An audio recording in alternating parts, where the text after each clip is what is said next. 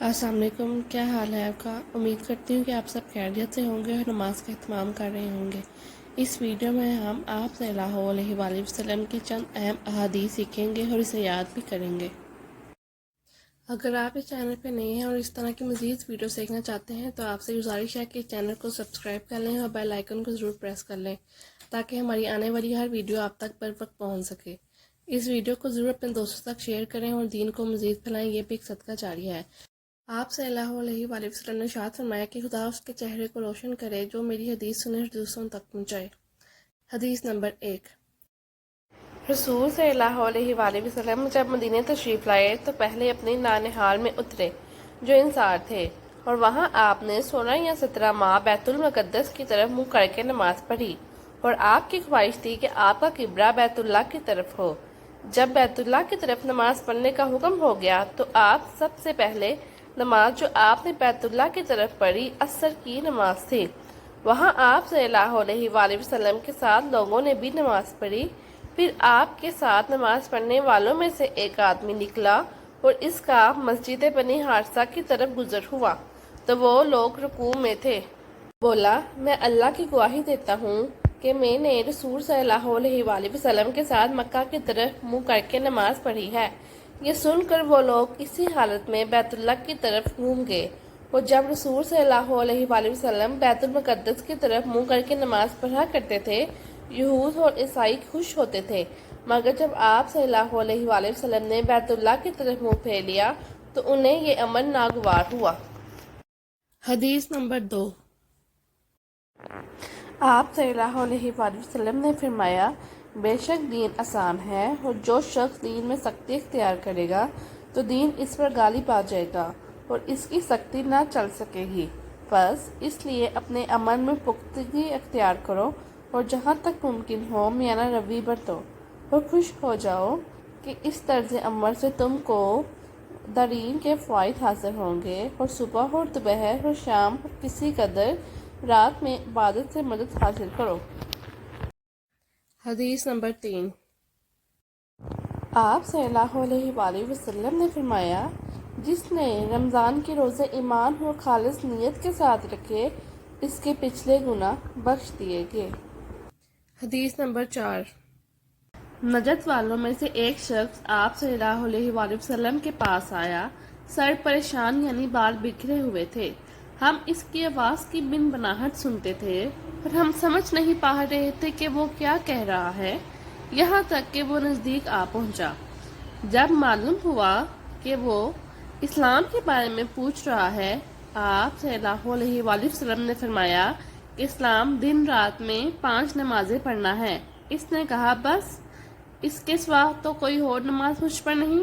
آپ صلی اللہ علیہ وآلہ وسلم نے فرمایا، نہیں، مگر تو نفل پڑھے تو اور بات ہے۔ آپ صلی اللہ علیہ وآلہ وسلم نے فرمایا، اور رمضان کے روزے رکھنا۔ اس نے کہا، اور تو کوئی روزہ مجھ پر نہیں ہے؟ آپ صلی اللہ علیہ وآلہ وسلم نے فرمایا، نہیں، مگر تو نفل روزے رکھے تو اور بات ہے۔ اور آپ صلی اللہ علیہ وآلہ وسلم نے اس سے زکوٰۃ کا بیان کیا۔ وہ کہنے لگا کہ بس اور کوئی صدقہ مجھ پر نہیں ہے؟ آپ صلی اللہ علیہ وآلہ وسلم نے فرمایا، نہیں، مگر یہ کہ تو نفل صدقہ دے تو اور بات ہے۔ راوی نے کہا، پھر وہ شخص پیٹھ موڑ کر چلا، یوں کہتا جاتا تھا، قسم خدا کی میں نے اس سے بڑھاؤں گا نہ گھٹاؤں گا۔ آپ صلی اللہ علیہ وآلہ وسلم نے فرمایا، اگر یہ سچا ہے تو اپنی مراد کو پہنچ گیا۔ حدیث نمبر 5۔ آپ صلی اللہ علیہ وآلہ وسلم نے فرمایا، جو کوئی رمضان میں راتوں کو ایمان رکھ کر اور ثواب کے لیے عبادت کرے اس کے اگلے گناہ بخش دیے گئے۔ حدیث نمبر 6۔ آپ صلی اللہ علیہ وآلہ وسلم نے فرمایا، منافق کی علامتیں 3 ہیں، جب بات کرے جھوٹ بولے، جب وعدہ کرے اس کے خلاف کرے، اور جب اس کو امین بنایا جائے تو خیانت کرے۔ حدیث نمبر 7۔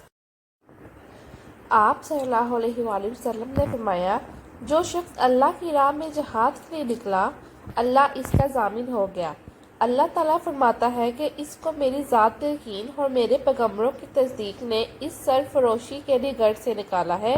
میں اس بات کا ضامن ہوں کہ یا تو اس کو واپس کر دوں گا ثواب ہماری غنیمت کے ساتھ، یا شہید ہونے کے بعد جنت میں داخل کر دوں گا۔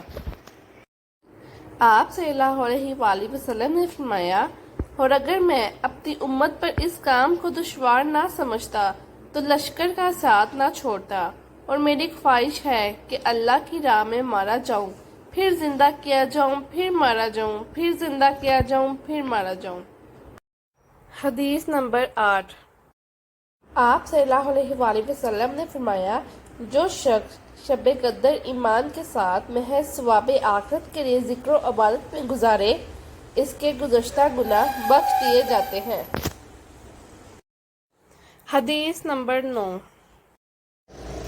آپ صلی اللہ علیہ وآلہ وسلم نے فرمایا، 4 عادتیں جس کسی میں ہوں تو وہ خالص منافق ہے، اور جس کسی میں ان چاروں میں سے ایک عادت ہو تو وہ بھی نفاق ہی ہے، جب تک اسے نہ چھوڑ دے۔